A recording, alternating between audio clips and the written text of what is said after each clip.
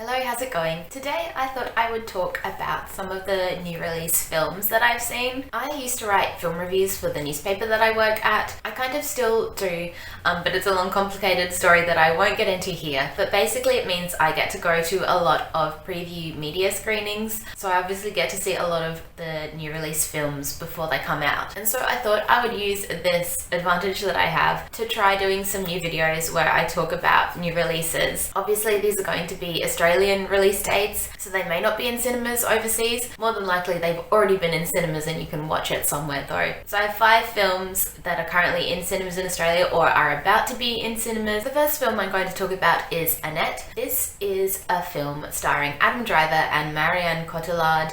Probably not pronouncing that correctly at all. I knew going into this film that this was going to be somewhat of a musical because it was part created by the band Sparks, who recently had a documentary out about them directed by Edgar Wright, but I had no idea this was actually a sung-through musical. Basically, Adam Driver is this cynical American stand-up comedian, though I personally wouldn't call what he was doing on stage comedy as such. And then Marianne Cotillard plays Anne, who is an opera singer. She's extremely successful and famous, but the film does make a point about the fact that she has gained this fame by playing a lot of characters who all happen to die at the end of the operas, which I guess is obviously a trend in that genre for female characters especially. They have this passionate love affair, they have a baby together who in one of the more weirder parts of the film is played by a puppet, but inevitably when you have, I suppose, a character as aggressive and self-absorbed as Adam Driver's character is, tragedy is inevitably going to fall upon the couple. This is a really weird film, and yet, strangely, I didn't think it was weird enough. Surface level, what's going on is bizarre. It doesn't follow any traditional kind of narrative structure that we're used to. If anyone knows Spark songs, which I didn't before I'd watched the documentary, they're incredibly repetitive, and so the songs just continuously repeat quite obvious statements about what's going on, which I suppose is meant to be a stylistic choice and is meant to be artistic in some ways. I just personally found it really annoying and made the film overly long. But when it came down to the actual themes of the film and what it was trying to say,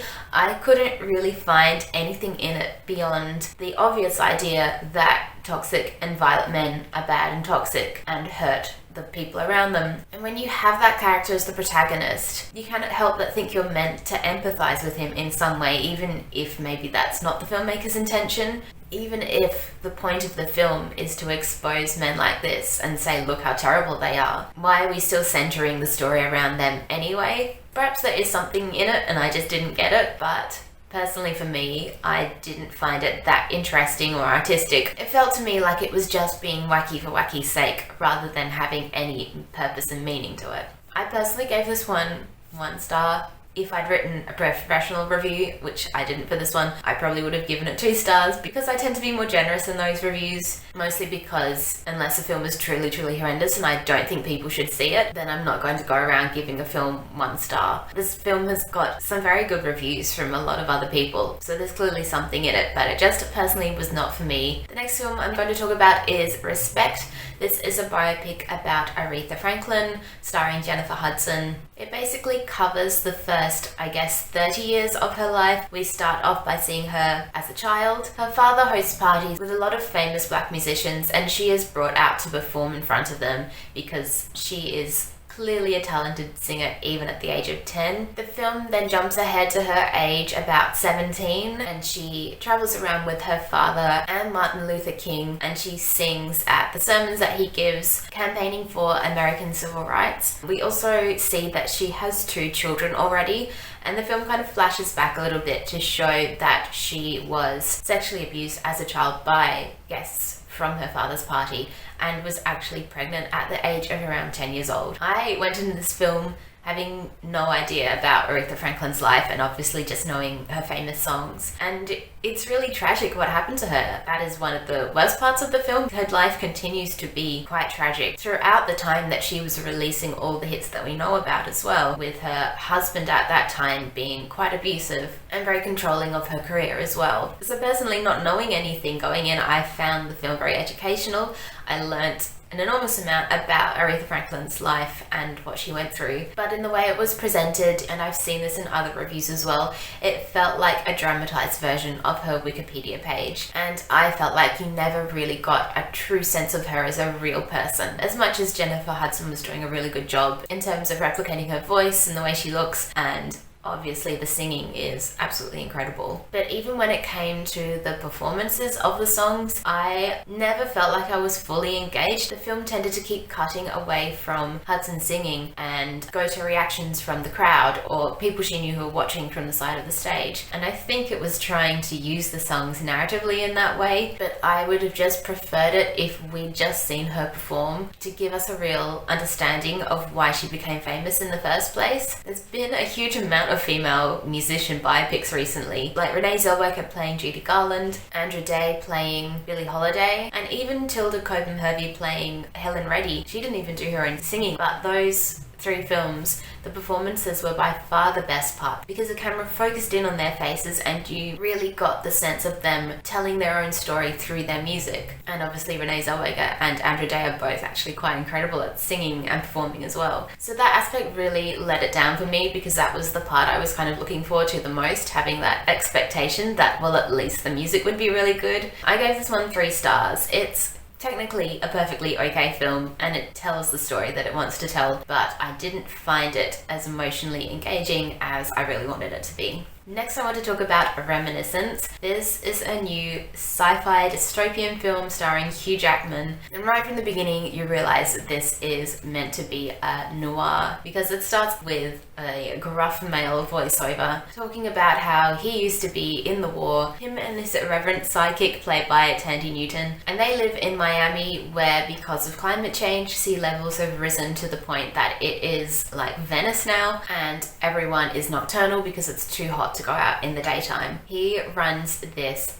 memory business where he has this contraption where you get in a bath and you can relive the best memories of before everything went to shit, basically. And then one day the femme fatale walks into the building, played by Rebecca Ferguson, and she has lost her keys and wants him to help her find them. And so of course they start a passionate love affair because why wouldn't they? They're 2 beautiful people, so they're of course in love without needing any other reason. But then she disappears and he makes it his job to try and find out what's happened to her. This one wears its influences so obviously, which isn't necessarily a bad thing, but instantly when I was watching it, I was like, I could start my review by saying this is a combination of Blade Runner plus Inception. It's got the noir sci-fi dystopian feel of Blade Runner with the kind of mind-bendy dream memory thing that Inception was going for. Neither of those films are like my favorite film ever, but this made them look brilliant in comparison. It was truly one of the most amateur films I've seen in the cinema in a long time, and bizarrely is getting some really high praise from certain reviewers, like the Empire podcast that I love listening to, and I usually agree with a lot of their opinions, but this time I don't understand what they're seeing in this. It was almost enjoyable experience purely because of how dumb the script was. And a lot of noir films can be really heavy-handed in that respect. They really lean into their tropes. They're not trying to be subtle films necessarily, but this was just too much. The dialogue was so clunky. People said so much stuff that made absolutely no sense but just sounded vaguely meaningful. I was even more annoyed about how stupid I found the dialogue and the plot because I thought the world building was really interesting. We all know that sea levels are rising. This is a very feasible future where we're all now living these nocturnal water-based lifestyles, and the crux of the world is that the rich people have gone and built dams around their houses and so live in this lovely dry paradise and have left the rest of the people to drown. And there could have been so much done with that, but it was only used as a backdrop to this very dull love story between Hugh Jackman and Rebecca Ferguson. I don't want to spoil anything in case someone does want to see this, but there is obviously a point where Hugh Jackman's character realizes that Rebecca Ferguson wasn't in love with him, that she did have ulterior motives to some degree, and the surprise on his face is laughable lovable because he is an old man and she is a young, beautiful woman. And the fact that we're still expected to really buy into that romance. The mystery plot side of it was okay, but the twists were hardly original. And the ending I found really stupid, and I really didn't understand what the film was trying to say about the messages that it had been talking about throughout the whole film. Around memory, around is it healthy to live in memory when there is nothing to look forward to in the future. It felt like anything that could have been interesting in this film really fell to the wayside for that romance plot line. So I gave that one 2.5 stars because I guess it is an effective piece of escapism, but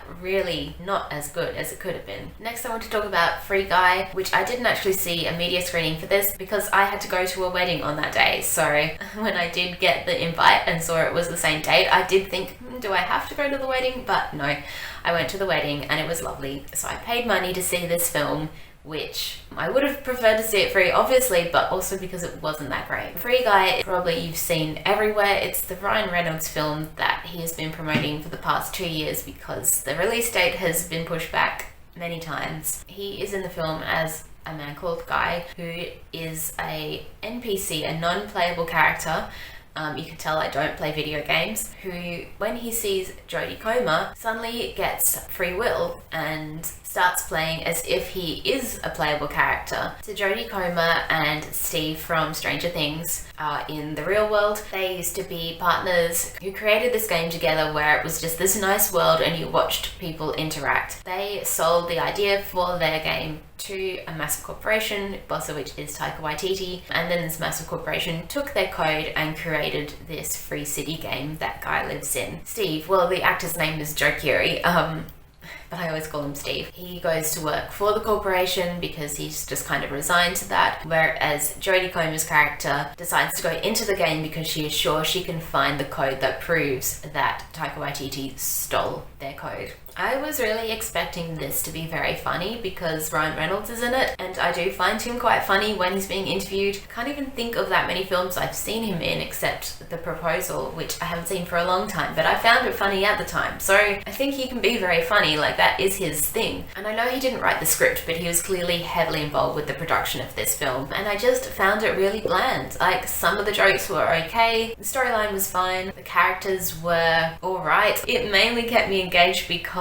of the actors in it, because I do love Jodie Comer. She's an amazing actor. It was really cool to see her on the big screen because obviously I've only really seen her on TV shows, mainly Killing Eve. And the same with Joe Keery. I've only seen him in Stranger Things, so that was really cool to see him on the big screen, and he has a very engaging presence. Taika Waititi, although I love him as a director, he's not the best actor. He's okay when he's doing little bit comedic parts, especially in his own films, obviously, but he was not great as the villain. I really didn't buy into it. And just in general, the messaging is this watered down thing that I suppose you kind of inevitably get from a film created by Disney. I'm sure for people who play games, there's a lot of in-jokes, and I believe there's a lot of famous Twitchers in this film as well. I think I'm saying that correctly. People who play games online, and there's obviously some Disney references for people who like that. The main thing I felt was that it just wasn't as funny as I was expecting. Not a bad way to spend time at the cinema, but not nearly as great as I was hoping it would be. Lastly, I want to talk about Pig. This is a film starring Nicolas Cage.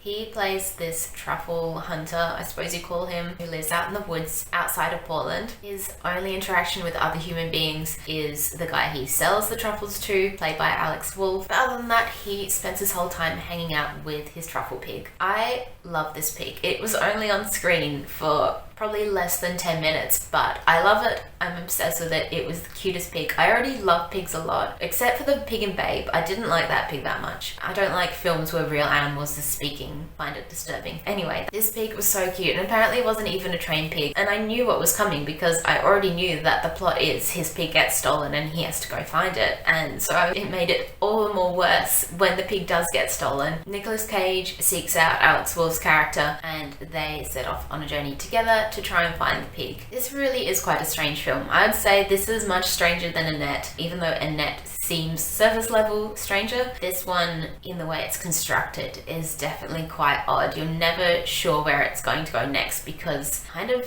stuff just happens what feels like quite randomly, but then not randomly in a way, because it almost more accurately reflects real life, and that real life doesn't have a narrative flow. It turns out that Nicolas Cage's character used to be this really famous chef in Portland, and so he has a lot of connections in the city that Alex Wolff's character did not know about. The truffle business in Portland seemed to be more like the mafia than I would have thought. It's really hard to say what happens because he just kind of goes around talking to different people, and the film is looking at the way that gentrification has affected Portland. My favourite scene was when he starts talking to this chef of like one of those degustation type restaurants, and I went to one of those recently. There's a vegan one in Perth now, and I got to go for free, thank God, because I never want to pay for that. It's ridiculous. Like, you're paying so much money for this tiniest dish. That experience was quite uncomfortable. I didn't enjoy the food. I didn't think it tasted that good, and I didn't get the point of it not looking like real food. And Nicolas Cage hates it as well. Like, he used to be a fine dining chef, and yet the way he talked about the degustation and about how stupid it was, I really enjoyed that. It made me feel justified. Yeah, it's a really interesting film. It's very meditative, it's very slow. It's only 90 minutes though, so not like slow in the length, but just a really slow pace, really atmospheric. I'm not sure I quite understood everything that was going on, but Nicolas Cage is really good in it. He doesn't say a lot, it's all in his physical presence, and you really feel for him. But Alex Wolff is really good as well. I find it funny to see people who are around my age or a little bit younger playing adults now. I think we're so used to seeing like 20-year-olds playing teenagers, and he's quite young looking, and so he has played a lot of teenagers. I don't know, I really enjoy seeing someone who's youthful looking playing someone who's actually meant to be in their 20s or playing his own age. And his character growth is really well done by him. Even though the protagonist is Nicolas Cage, it almost is more about Alex Wolff's character and what Nicolas Cage teaches him about the world. Definitely a very interesting film. I think it'll be one of the like indie films of the year, and I think I would have rated it higher if it wasn't for the fact that the pig's not in it as much as I would like. So those are all the films I have to talk about today. I hope this can become kind of a regular thing. If you have a letterbox, please follow me on there. I need more people to follow on there as well. I have had Letterboxd for like 3 years now, and I'm still so obsessed with it. I go on it every day and look at what people are watching and read so many reviews. So do join me there if you have an account. I hope you have a great day, and I will see you in my next video. Bye!